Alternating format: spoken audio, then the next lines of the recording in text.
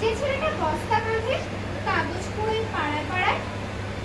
যে ছেলেটা রোজ বাজারে মুরগি কাটে পালক ছাড়ায়, যে ছেলেটা খুঁজছে থালা রেস্তোরাঁতে গ্লাস বাটি, যে ছেলেরা সারা জীবন খায় লাথি ইট চপ, ওরা কি কেউ সত্যি জানে স্বাধীনতা কাকে বলে? স্বাধীনতার সঠিক মানে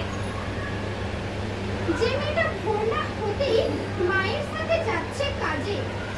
যে মেয়েটা পরের বাড়ি কাপড় কাছে বাসন মাজে,